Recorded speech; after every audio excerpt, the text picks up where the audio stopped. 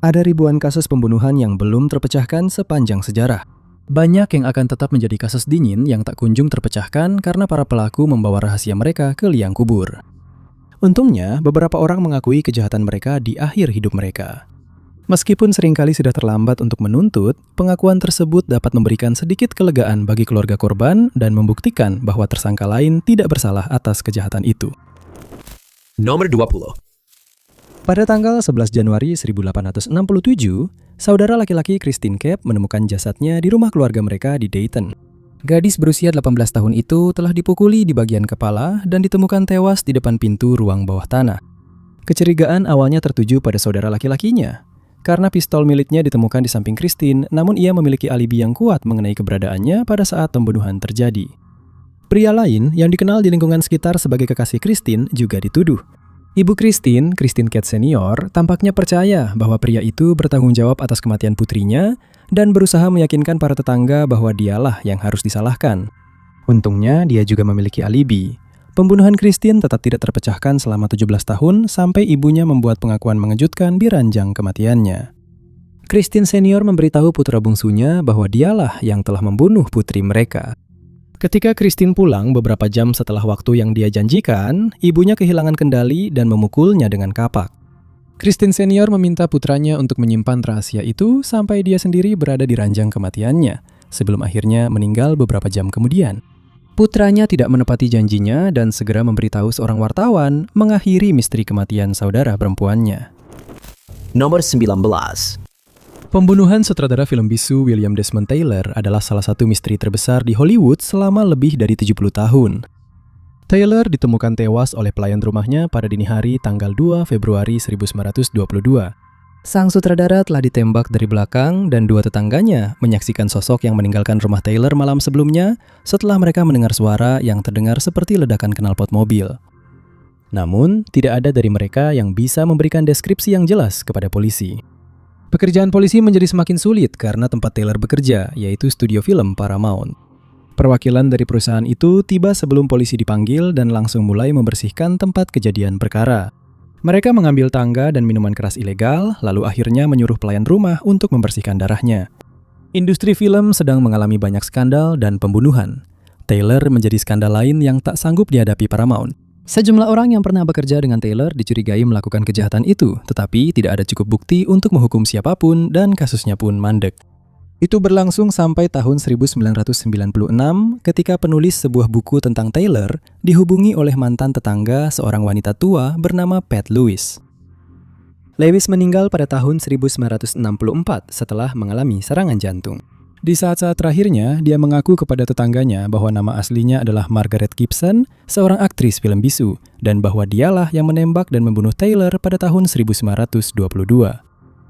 Taylor dan Gibson pernah bekerja bersama sebelum Perang Dunia I dan kemudian bekerja di studio yang sama. Gibson meninggal sebelum dia bisa mengungkapkan motifnya, tetapi diduga pembunuhan itu mungkin terkait dengan pemerasan atau narkoba. Nomor 18.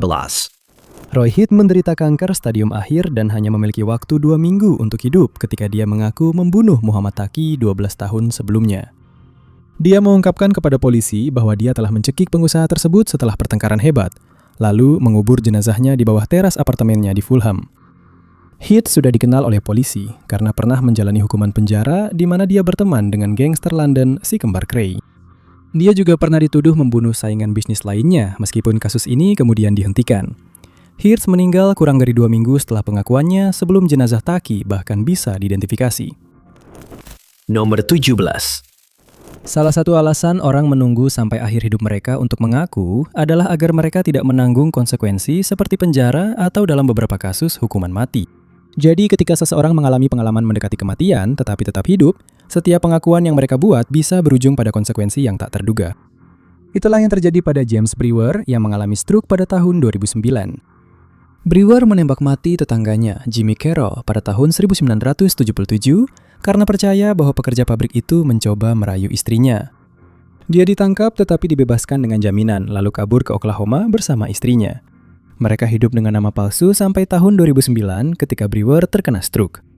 Karena mengira dirinya akan meninggal, Brewer mengakui semuanya, tetapi dia pulih dan akhirnya ditangkap atas kejahatan tersebut. Nomor 16.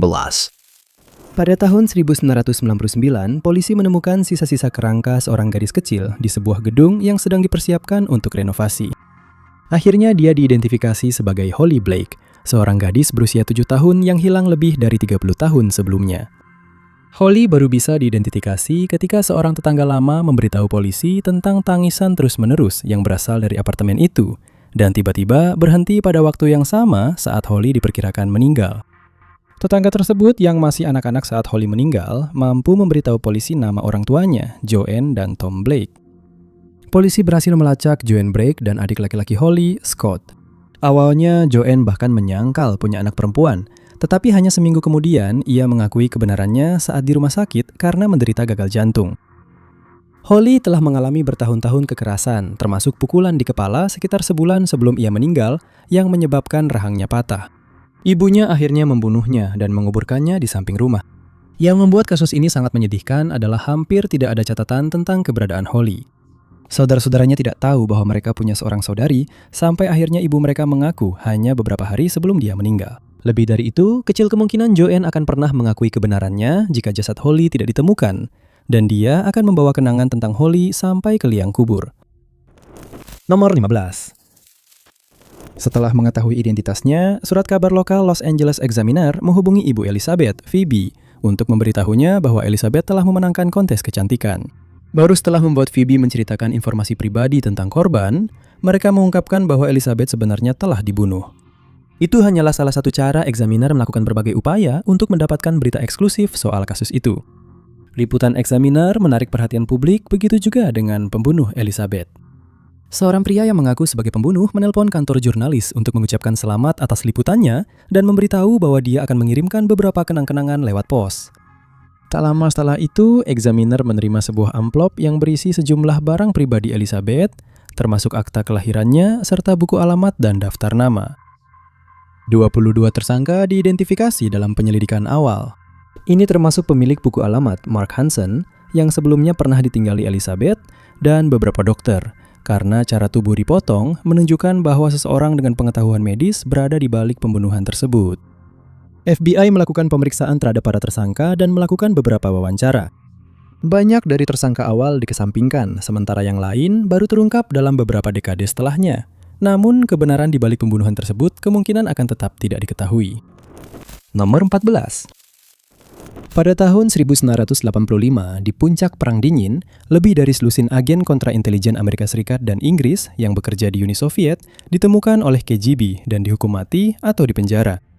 Hingga hari ini, CIA belum mampu mengungkap secara pasti siapa mata-mata yang membocorkan detail tentang setidaknya 2 korban tersebut. Setelah mengalami kerugian besar seperti itu, CIA membentuk sebuah unit kecil untuk mencari sumber kebocoran tersebut. Pada awalnya, diduga KGB mungkin telah menyadap komunikasi CIA atau memasang alat penyadap di badan tersebut. Namun pada tahun 1990 sudah jelas bahwa ada seorang mata-mata. Namun baru 3 tahun kemudian mereka berhasil menemukan mata-mata tersebut, atau seperti yang kemudian terungkap, salah satu dari mereka. Aldrich Ames menjalani gaya hidup yang sangat mewah yang tidak bisa dijelaskan oleh gaji CIA-nya. Rekan-rekannya telah menunjukkan hal ini kepada atasan mereka pada tahun 1989, tetapi kekhawatiran tersebut diabaikan sampai akhirnya bukti-buktinya terlalu kuat untuk diabaikan. Pada November 1993, dia ditempatkan di bawah pengawasan 24 jam sehari dan pada awal 1994 dia ditangkap. Ames memberikan pengakuan rinci tentang kegiatan mata-matanya terhadap Amerika Serikat, termasuk garis waktu peristiwa-peristiwanya. Dia memberikan tanggal spesifik ketika dia menyerahkan identitas yang dia gambarkan sebagai hampir semua agen Soviet dari CIA dan Dinas Amerika, serta asing lainnya yang ia ketahui. Namun, ada masalah dengan pengakuannya. 3 agen yang seharusnya telah diserahkan Ames pada bulan Juni 1985 sudah dicurigai oleh KGB sejak bulan Mei. Akan mudah untuk mengklaim bahwa ini hanya Ames yang tertukar soal tanggal. Tetapi mengingat banyaknya detail yang dia berikan tentang hari itu, hal itu tampaknya tidak mungkin. Ada mata-mata lain yang bertanggung jawab atas terungkapnya 3 agen tersebut. Untungnya, 2 dari mereka berhasil melarikan diri, tetapi 1 orang ditangkap dan dijatuhi hukuman mati. Pada tahun 2001, tampaknya mereka telah menemukan orang yang mereka cari. Robert Hansen telah menjadi mata-mata dari Moskow selama 2 dekade dan bertanggung jawab membocorkan keberadaan terowongan penyadapan yang digali FBI di bawah kedutaan Soviet di Washington. Namun, Hansen tidak memiliki akses ke identitas 3 mata-mata yang telah dikhianati pada tahun 1985. Begitu juga dengan satu-satunya mata-mata besar lainnya yang diidentifikasi oleh Dinas Intelijen Amerika Serikat, Edward Lee Howard, yang melarikan diri ke Rusia pada bulan September 1985. Identitas mata-mata keempat, jika memang ada, masih belum diketahui. Nomor 13. Pada tahun 1982, 7 orang meninggal karena keracunan sianida di Chicago, yang menyebabkan perubahan nasional dalam cara pengemasan obat-obatan. Orang yang bertanggung jawab atas peracunan tersebut belum ditemukan hingga sekarang. Pembunuhan-pembunuhan yang terjadi pada bulan September dan Oktober tahun itu awalnya tampak acak. Satu-satunya hubungan antara semua korban adalah mereka telah mengonsumsi tablet Tylenol Extra Strength, obat pereda nyeri, pada hari ketika mereka jatuh sakit. Begitu kaitannya ditemukan, polisi segera menguji tablet tersebut dan mereka menemukan kapsul-kapsul itu telah dicampur dengan kalium sianida pada tingkat yang sangat beracun, di mana satu kapsul saja bisa memberikan ribuan dosis mematikan. Johnson & Johnson, produsen obat tersebut, bertindak cepat untuk menghentikan produksi dan iklan Tylenol, serta menarik kembali produk yang sudah beredar. Polisi mengeluarkan peringatan melalui media dan langsung turun ke lapangan, berjalan di jalan-jalan Chicago dengan pengeras suara untuk memastikan semua orang mengetahui bahaya yang ditimbulkan oleh Tylenol. Kematian-kematian tersebut memicu apa yang disebut FBI sebagai penyelidikan manipulasi produk terbesar dalam sejarah, melibatkan agen FBI dan 120 penyelidik dari kepolisian setempat. Selama penyelidikan, mereka menemukan bahwa botol-botol yang dirusak tersebut semuanya berasal dari perusahaan farmasi yang berbeda. Kematian hanya terjadi di wilayah Chicago. Hal ini menunjukkan bahwa obat-obatan tersebut tidak dirusak selama proses produksi, dan kemungkinan besar pelakunya telah mengutak-atik botol-botol itu saat masih berada di rak apotik. Meskipun banyak tenaga yang dikerahkan dalam penyelidikan, hanya segelintir tersangka yang pernah diidentifikasi dan tidak ada satupun yang dapat dikaitkan dengan pembunuhan tersebut. Seorang pria bernama James William Lewis menjadi tersangka utama setelah ia mengirimkan surat pemerasan kepada Johnson & Johnson. Dia menuntut $1 juta untuk menghentikan pembunuhan, tetapi polisi dengan cepat dapat mengidentifikasinya melalui sidik jari yang tertinggal di amplop. Namun, Lewis dan istrinya berada di New York pada saat botol-botol itu diutak-atik dan tidak ada cara untuk menghubungkannya dengan pembunuhan yang sebenarnya. Dia tetap dijatuhi hukuman 20 tahun penjara karena pemerasan tersebut. Nomor 12. Tidak ada daftar tentang kasus CIA dan FBI yang belum terpecahkan yang lengkap tanpa menyebutkan kriptos. Patung tersebut yang dibuat oleh Jim Sanborn terletak di halaman CIA di Langley, Virginia. Patung itu berisi 4 pesan terenkripsi yang telah memikat para ahli kriptanalisis sejak didirikan pada tahun 1991. 3 dari 4 pesan tersebut telah berhasil dipecahkan. Orang pertama yang mengumumkan bahwa ia telah memecahkan 3 bagian ini adalah seorang ilmuwan komputer dari California bernama Jim Gilligly pada tahun 1999.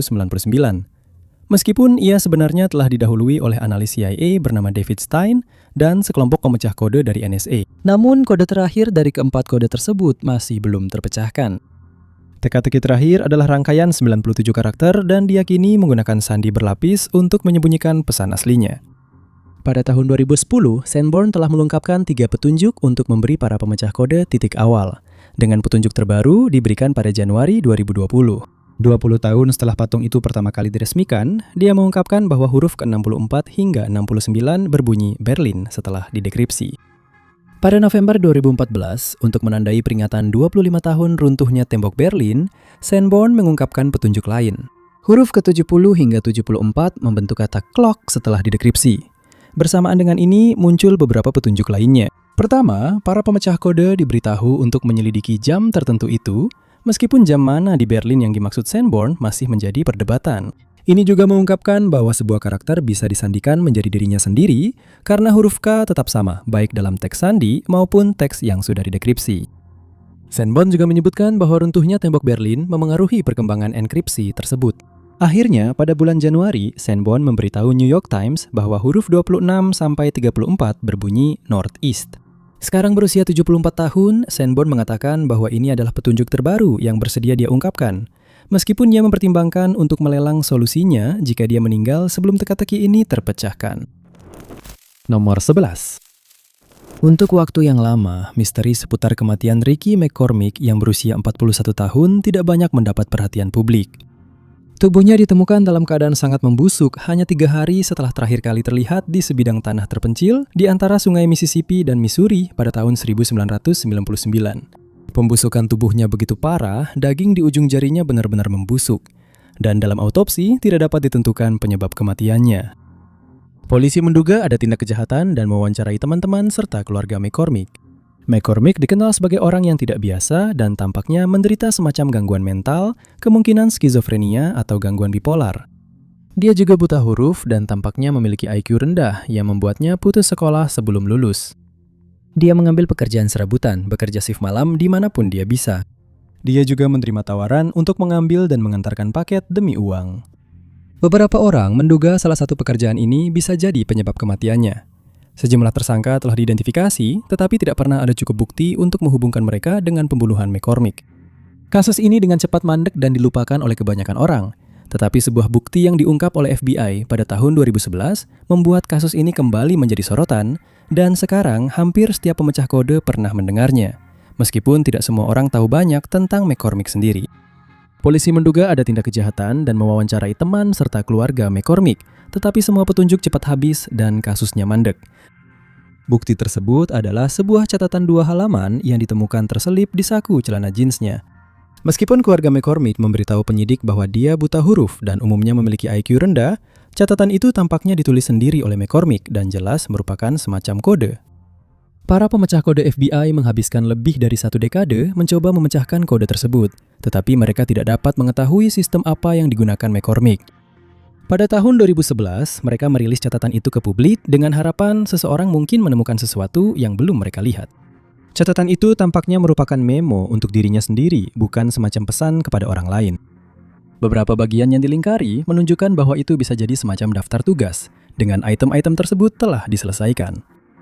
Sejak catatan itu dirilis, ribuan orang telah menyampaikan pendapat mereka untuk mencoba menemukan jawabannya. Tetapi sejauh ini, apa yang tertulis dan apa yang sebenarnya terjadi pada McCormick tetap menjadi misteri. Nomor 10. Pada bulan Februari tahun 1879, seorang pria bermarga Fine ditemani oleh temannya memasuki veranda hotel di Kentucky. Di luar sedang turun salju, dan kedua pria itu merasa lega bisa berada di lobi hotel yang hangat, tempat mereka duduk untuk beristirahat. Fine belum banyak tidur sejak anak-anaknya sakit di rumah dan dia telah merawat mereka. Tidak butuh waktu lama bagi kedua pria itu untuk bersantai di lobi dan keduanya pun tertidur, dibantu oleh pencahayaan redup di hotel. Teman Fine adalah yang pertama terbangun dan dia memutuskan untuk memesan kamar dengan 2 tempat tidur agar mereka bisa tidur semalam. Dia mencoba membangunkan Fine, tetapi sekeras apapun usahanya, dia tidak bisa membangunkannya. Dia kemudian menuju ke meja resepsionis, memesan sebuah kamar, dan meminta resepsionis untuk membangunkan Fine agar mereka bisa masuk ke kamar. Dia juga mencoba membangunkan Fine, tetapi tidak berhasil, lalu berkata kepada teman Fine bahwa dia pikir pria itu mungkin sudah meninggal. Temannya mengatakan agar dia tidak konyol dan menyuruhnya untuk melanjutkan, sehingga dia mencoba lagi. Resepsionis mulai mengguncang Fine sekuat tenaga, hingga akhirnya berhasil membangunkannya.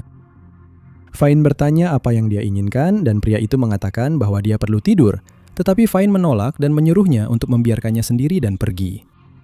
Resepsionis menjawab bahwa sudah larut malam dan dia perlu menutup tempat itu untuk malam hari, lalu menarik Fine dari mantelnya dan mengangkatnya dari kursinya. Fine meraih ke sampingnya dan mengeluarkan pistol, membuat seorang pengamat di hotel berteriak padanya agar tidak menembak. Fine tampaknya tidak mendengarnya dan melepaskan tembakan ke arah resepsionis. Menyadari apa yang sedang terjadi, resepsionis itu mulai bergulat dengan Fine untuk menghentikannya menembak lagi, tetapi usahanya gagal dan Fine menembaknya 2 kali lagi. Fine berteriak "Hawi!" dan berlari keluar dari hotel menuju jalan sambil masih memegang senjata api itu. Begitu di luar, dia menyodorkan pistol itu ke tangan orang asing dan memintanya untuk membelanya karena dia baru saja menembak seseorang meskipun dia sendiri tidak tahu siapa yang telah dia tembak. Resepsionis itu meninggal karena luka tembak dan Fine pun ditahan oleh polisi. Dia dijatuhi hukuman 2 tahun penjara atas tuduhan pembunuhan tanpa sengaja. Tetapi saat banding, vonis itu dibatalkan ketika dia menunjukkan bukti bahwa dia sering menjadi agresif saat dibangunkan dan bahwa dia tidak tahu di mana dia berada atau apa yang dia lakukan ketika berada dalam kondisi seperti itu. Nomor 9. Pada tahun 1884, pada usia 35 tahun, Robert Ledru adalah detektif terkemuka di Paris. Dia menjadi terkenal karena kemampuannya menangkap pembunuh, anarkis, dan membongkar sekte yang mempraktikkan ilmu hitam. Dia juga merupakan pemimpin tim yang berhasil menangkap kelompok pemberontak politik yang berencana menggulingkan pemerintahan Prancis. 3 tahun kemudian, dia kesulitan untuk menuntaskan kasus-kasus, sehingga dia ditugaskan untuk menyelesaikan kasus hilangnya sekelompok pelaut. Dia melakukan perjalanan ke Normandia dengan perahu dan memutuskan untuk tidur lebih awal. Ketika dia bangun keesokan paginya, dia menyadari bahwa kaos kaki dan sepatunya basah, yang menurutnya aneh. Tetapi dia tetap berpakaian dan berangkat ke kantor polisi. Di kantor polisi, dia diberitahu bahwa tugasnya telah diubah, karena telah terjadi pembunuhan pada malam sebelumnya, di mana seorang pemilik toko terkenal, André Monet, ditemukan tewas akibat satu luka tembak di dada. Dia menuju ke tepi pantai tempat pria itu ditemukan dan segera melihat jejak kaki yang mengarah menjauh dari lokasi kejadian. Para saksi menyatakan bahwa dia tiba-tiba tampak gelisah dan dia mencatat bahwa jejak kaki itu tampak familiar baginya, seolah-olah dia pernah melihatnya sebelumnya. Cetakan plester dibuat dari jejak kaki tersebut dan Ledru duduk di pantai selama berjam-jam sambil memperhatikan cetakan itu. Rekan-rekan polisi menggambarkan dia seperti patung, tidak menyadari triknya matahari dan air pasang yang mulai naik. Akhirnya dia bangkit dan mendekati kepala polisi, mengatakan bahwa dia telah memecahkan kasus tersebut dan bahwa penyelidikan bisa dihentikan. Dia tetap berada di kamarnya sampai keesokan harinya. Ketika dia menunjukkan peluru yang telah membunuh Monet, dia membandingkannya dengan amunisinya sendiri dan diumumkan bahwa sebenarnya dialah yang telah mengakhiri hidup Monet meskipun dia tidak ingat melakukannya. Cetakan plester itu sangat cocok dengan kakinya karena dia kehilangan salah satu jempol kakinya. Ledru bersikeras bahwa dia sedang berjalan dalam tidur saat kejahatan itu terjadi dan saat di penjara, polisi melakukan sebuah percobaan. Ledru diberi pistol berisi peluru kosong untuk disimpan di bawah bantalnya. Saat tidur, dia bangun dari tempat tidur, mengambil pistol itu dan menembak salah satu penjaga penjara, membuktikan bahwa dia memang seorang pejalan tidur.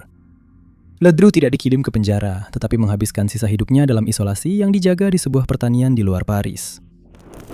Nomor 8. Di Florida, Erin Rice yang berusia 22 tahun telah ditangkap karena mencuri di toko. Saat dia sedang ditahan, dia berhasil melepaskan diri dari seorang deputi dan melarikan diri, meskipun unit-unit anjing pelacak dan helikopter mengejarnya. Sementara itu, Carol Rausch, seorang wanita lanjut usia berumur 73 tahun, sedang tidur di rumah yang ia tinggali bersama suaminya, James, tidak terlalu jauh dari tempat Rice melarikan diri dari polisi. James telah meninggalkan rumah pagi itu dan sedang bermain golf. Ketika Carol bangun dan berjalan ke dapur, dia terkejut menemukan Rice di dalam rumah mengenakan piyama milik James. Dia langsung mengira bahwa suaminya berselingkuh dengan wanita yang lebih muda. Tetapi Rice menjelaskan bahwa dia mengidap gangguan berjalan dalam tidur yang parah dan dia tidak tahu bagaimana dia bisa sampai di sana. Carol merasa iba padanya dan memberinya semangkuk sereal untuk dimakan, kemudian melaporkan bahwa Rice berulang kali tertidur saat di meja. Ketika James kembali, Carol mengkonfrontasinya soal Rice dan dia bersumpah bahwa dia belum pernah melihat wanita itu sebelumnya dalam hidupnya. Pasangan itu yang tidak tahu bahwa Rice adalah seorang buronan mengantarnya ke rumahnya yang jaraknya kurang dari 1 mil. Kemudian, mereka menemukan bahwa Rice telah mencuci pakaiannya saat Carol tidur ketika mereka menemukan beberapa pakaian dalamnya di mesin cuci mereka. Dia juga sempat tidur siang di kamar tamu mereka, sehingga mereka memutuskan untuk menghubungi polisi yang kemudian pergi ke rumah Rice, di mana dia ditangkap saat mencoba melarikan diri dengan bersembunyi di lantai mobil temannya, John Wiley. Dia ditangkap atas beberapa tuduhan, termasuk memberikan nama palsu, pembobolan, dan pencurian ringan. Nomor 7. Ivy Cogden tinggal di Melbourne pada tahun 1950 dan merupakan wanita yang gugup yang sering mengalami teror malam. Penyakitnya pada suatu kesempatan membuatnya percaya bahwa rumahnya tiba-tiba dipenuhi laba-laba dan mereka menyerang putrinya, Pat. Dia berlari ke kamar Pat dan mencoba menyingkirkan laba-laba itu, hanya untuk menyadari ketika dia terbangun bahwa laba-laba itu tidak nyata. Dia kemudian menyadari bahwa mimpi itu adalah akibat dari mendengar tentang seseorang yang memelihara laba-laba di rumah mereka sebagai hewan peliharaan, yang membuatnya ketakutan. Lalu pada tanggal 11 Agustus di tahun yang sama, kondisinya memburuk ke tingkat yang sama sekali baru. Suami Ivy akan pergi semalaman, dan dia menyarankan agar dia pergi menonton film. Dia setuju, tapi setelah memeriksa daftar film di koran, dia tidak menemukan satu pun yang dia sukai, dan akhirnya memutuskan untuk tetap di rumah dan tidur lebih awal. Di tengah malam, dia mendengar putrinya berteriak dan berlari ke kamar tidurnya untuk melihat apa yang terjadi. Saat dia membuka pintu, dia melihat Pat sedang diserang oleh sekelompok tentara Korea, dan dia buru-buru mencari senjata untuk melawan mereka. Akhirnya menemukan sebuah kapak di dalam rumah. Dalam kepanikan, dia kembali masuk ke kamar tidur putrinya dan mulai mengayunkan kapak ke arah para tentara, percaya bahwa dia sedang melindungi putrinya. Namun, tanpa sadar, dia justru menebaskan kapak itu ke putrinya sendiri dan membunuhnya. Baru menyadari apa yang telah dia lakukan keesokan paginya ketika Pat ditemukan dengan kapak masih tergeletak di sampingnya. Ivy sangat terpukul dan mengakui bahwa dia pasti telah melakukan kejahatan itu saat sedang mengalami mimpi buruk, sambil menceritakan mimpinya kepada polisi. Beberapa dokter yang merawat Ivy saat itu bersaksi bahwa dia memang orang yang berjalan saat tidur, yang pernah keluar rumah saat tidur pada beberapa kesempatan, dan bahwa dia tidak akan tahu apa yang sedang dia lakukan saat memegang kapak. Dia dinyatakan tidak bersalah atas tuduhan pembunuhan tidak berencana karena dimulainya Perang Korea dianggap sebagai faktor yang memengaruhi kondisi psikologisnya, menyebabkan dia mengalami mimpi buruk saat berjalan dalam tidur yang akhirnya merenggut nyawa putrinya. Nomor 6. Willis Boucher berusia 29 tahun adalah seorang sersan staf Amerika Serikat dari Michigan. Pada malam tahun baru 1960, saat dia ditempatkan di Inggris, dia menghabiskan hari itu dengan merayakan sambil minum bir dan vodka. Dia tidak banyak makan sepanjang hari dan baru saja menjalani perawatan gigi. Sepanjang hari, dia bertemu dengan sepasang kekasih, seorang teman, Jean Constable dan pacarnya David Salt di sebuah bar di Hotel Bella. Mereka bertiga menghabiskan waktu di bar untuk minum dan mengobrol, lalu akhirnya memutuskan untuk pergi ke apartemen Boucher. Constable dan Salt menggunakan kamar tidur Boucher, sementara dia memutuskan untuk membawa kasurnya ke dekat perapian dan melanjutkan minum sendirian. Pada suatu saat, Constable dan Salt bergabung dengannya di dekat perapian dan mereka bertiga tertidur setelah minum lebih banyak lagi.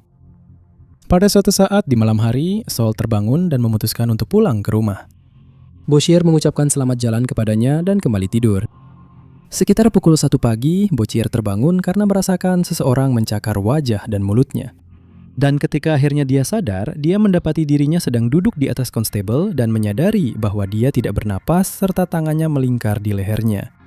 Dalam keadaan panik, dia memotong rambutnya dan membakarnya karena percaya bahwa dia tidak bisa dikenali tanpa rambut itu. Dia mencuci tubuhnya, memakaikannya pakaian, dan meninggalkannya di kamar cadangannya. Ketika dia bangun lagi pagi itu, dia mengira bahwa dia baru saja mengalami mimpi buruk. Tetapi saat dia membuka pintu kamar tamu, dia sadar bahwa semuanya benar-benar nyata. Dia berusaha menghancurkan semua bukti yang bisa dia temukan, membakar mantelnya dan melepas perhiasan milik wanita itu yang kemudian dia buang. Keesokan harinya, dia membungkus tubuh Constable dengan selimut dan meninggalkannya di sebuah parit di daerah pedesaan. Seorang supir truk menemukan tubuh itu pada tanggal 3 Januari. Polisi diberitahu bahwa Boucher telah menghabiskan hari bersama pasangan itu dan dia segera ditangkap. Dia mengakui apa yang telah dia lakukan tetapi menyatakan bahwa dia tidak ingat kejadian tersebut. Dia dinyatakan tidak bersalah oleh juri setelah kurang dari 3 jam musyawarah. Nomor 5. Era Victoria adalah masa ketika beberapa tradisi yang benar-benar aneh menjadi hal yang biasa. Sebagai contoh adalah hal yang biasa bagi orang-orang untuk memotret orang tercinta yang sudah meninggal, memakai burung hasil awetan di topi mereka, dan membagikan kartu Natal yang menyeramkan. Namun, satu tradisi dari era tersebut yang kini sudah tidak lagi dilakukan terbukti sangat memecah pendapat, karena sebagian orang menganggapnya menyentuh, sementara yang lain menganggapnya benar-benar menyeramkan. Tradisi membuat perhiasan dari rambut manusia yang dikenal sebagai kerajinan rambut mulai tidak lagi populer sekitar tahun 1925. Namun sebelum itu, tradisi ini adalah hal yang biasa dan telah dilakukan selama ratusan tahun. Para pebisnis membawa gantungan jam saku yang terbuat dari rambut istri mereka. Cincin dan bros dipasangi rambut orang yang dicintai atau anak-anak pasangan. Dan beberapa orang bahkan sampai mengumpulkan rambut teman serta orang terkasih mereka, menyimpannya di buku saku atau buku tanda tangan untuk digunakan nanti. Dalam beberapa kasus, rambut anggota keluarga atau teman yang telah meninggal dijadikan gelang atau anting-anting agar mereka bisa tetap dekat dengan orang-orang yang sedang berduka. Sudah menjadi hal yang umum juga rambut ditambahkan ke dalam karya seni pesanan atau ke bingkai tempat karya tersebut disimpan. Bahkan orang biasa bisa membeli panduan yang mengajarkan cara membuat perhiasan sendiri dari rambut.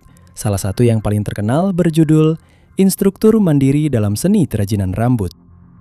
Ini adalah tradisi yang sudah tidak lagi dipraktikkan, meskipun masih ada beberapa organisasi kecil yang berdedikasi untuk melestarikan seni kerajinan rambut.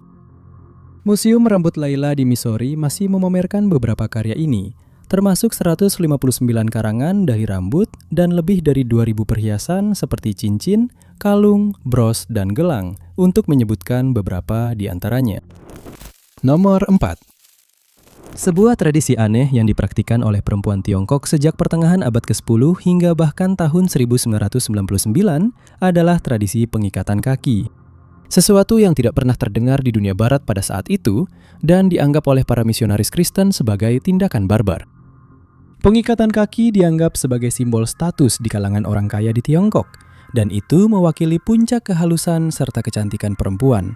Mirip seperti korset yang dikenakan oleh perempuan Victoria Barat untuk memberikan ilusi pinggang yang kecil. Ini dilakukan dengan membalut kaki dengan sangat erat sehingga terlihat jauh lebih kecil dari ukuran aslinya. Ini adalah kebiasaan yang menyakitkan yang dalam banyak kasus mengharuskan beberapa jari kaki dipatahkan untuk mendapatkan bentuk yang diinginkan, yang juga dikenal sebagai kaki teratai. Nama ini muncul berkat seorang penari istana abad ke-10 bernama Yao Ye. Yao mengikat kakinya hingga berbentuk bulan sabit, dan hal ini menarik perhatian Kaisar Liu saat dia menari di ujung jari kakinya di dalam bunga teratai emas besar yang dihiasi dengan pita dan batu mulia. Konon, tradisi itu mulai berkembang dari sana dengan banyak wanita Tionghoa kaya yang memilih untuk melakukannya sendiri. Beberapa bukti paling awal yang ditemukan tentang tradisi ikat kaki adalah milik Nyonya Huang Sheng, yang merupakan istri dari seorang anggota keluarga kekaisaran. Nyonya Huang meninggal pada tahun 1243, dan ketika makamnya dibuka, ditemukan bahwa dia telah menjalani pengikatan kaki. Kakinya yang dibalut kain kasa masih mengenakan sepatu lotus berbentuk khusus, yang ukurannya jauh lebih kecil dibandingkan alas kaki tradisional. Tradisi ini menjadi begitu umum sehingga keluarga yang memiliki anak perempuan usia menikah menganggap ukuran kaki sebagai bentuk mata uang dan cara untuk naik derajat dalam masyarakat. Kaki terikat yang paling diidamkan dikenal sebagai teratai emas yang ukurannya tidak boleh lebih dari 3 inci. Kaki yang berukuran 4 inci dikenal sebagai teratai perak, sedangkan yang lebih besar dari itu disebut teratai besi. Perempuan dengan kaki teratai besi tidak memiliki peluang terbaik untuk dinikahkan dengan pria kaya. Sebaliknya justru berlaku untuk kaki yang lebih kecil. Namun pada abad ke-18, beberapa penulis Tiongkok mulai menentang tradisi tersebut, dan para misionaris Kristen mulai menyadarkan bahwa praktik ini tidak dilakukan di tempat lain di dunia. Pada tahun 1874, masyarakat anti penyikatan kaki pertama dibentuk, dan para anggotanya menolak untuk mengikat kaki putri mereka, serta tidak mengizinkan putra mereka menikahi perempuan yang menjalankan tradisi tersebut. Pada tahun 1883, para intelektual Tiongkok mulai menganggap pengikatan kaki sebagai tradisi yang harus diakhiri. Dan semakin banyak masyarakat anti pengikatan kaki bermunculan, dengan jumlah anggota yang meningkat hingga mencapai 300.000 orang.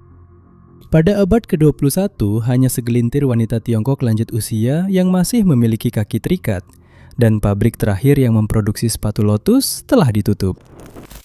Nomor 3, ritual aneh menghitamkan gigi adalah hal yang umum di Asia Tenggara dan budaya Oseania sejak tahun 250. Paling menonjol di India, Tiongkok, Vietnam, Filipina, Kepulauan Pasifik, dan negara-negara lain di wilayah tersebut. Ritual ini juga dilakukan oleh kelompok-kelompok masyarakat di Amerika, khususnya orang-orang yang tinggal di Peru atau Ekuador. Meskipun tujuannya berbeda-beda di setiap budaya, biasanya praktik ini dilakukan saat memasuki masa pubertas untuk menjaga gigi tetap sehat hingga usia tua, karena dapat mencegah kerusakan gigi. Di bagian lain dunia, hal ini dianggap sebagai tanda kedewasaan dan kecantikan, atau sebagai cara untuk membedakan manusia dari hewan. Efek tersebut dibuat dengan menggunakan asam feri yang dihasilkan dengan melarutkan serbuk besi ke dalam cuka. Larutan coklat tua tersebut kemudian dicampur dengan tanin nabati yang berasal dari bubuk teh. Campuran tersebut kemudian menjadi tahan air dan dioleskan ke gigi sekali sehari. Di Jepang, praktik ini umum dilakukan hingga akhir tahun 1800-an. Setiap benda yang berwarna hitam pekat dianggap indah, sehingga menghitamkan gigi dipandang sebagai praktik estetika. Pada abad ke-19, nasionalis Filipina Jose Rizal berkomentar bahwa kebiasaan ini dipraktikkan oleh wanita Jepang sebagai tanda kesucian mereka. Namun, kebiasaan tersebut mulai ditinggalkan. Di Vietnam, menghitamkan gigi jauh lebih umum, meskipun beberapa orang di sana mewarnai gigi mereka menjadi merah, sementara para wanita menggunakan larutan hitam. Pada masa dinasti Ming, orang Vietnam dipaksa untuk memanjangkan rambut mereka dan berhenti menghitamkan gigi, karena hal itu dianggap tidak beradab. Namun, sebuah undang-undang dikeluarkan di Vietnam yang melarang orang Vietnam mengadopsi kebiasaan asing, dan tradisi itu pun tetap berlanjut. Di Filipina, seorang sejarawan Spanyol bernama Antonio de Morga mencatat bagaimana penduduk setempat menampilkan diri mereka dalam bukunya yang berjudul Events in the Philippine Islands. Dia mencatat bahwa mereka sering meratakan gigi mereka lalu menghitamkannya dan berkomentar bahwa gigi mereka tetap terjaga hingga usia tua, namun menurutnya itu terlihat jelek. Di Timur Tengah, tradisi ini mengambil bentuk yang serupa, dibuat dari besi dan tembaga sulfat, tanin tumbuhan, dan bahan perasa. Praktik ini dikatakan telah disucikan oleh putri Nabi dan karena itu menjadi sangat melekat dalam budaya Islam. Karena dianggap sebagai tanda kecantikan, tradisi aneh ini diadopsi oleh orang lain, termasuk para pekerja jalanan pada masa itu.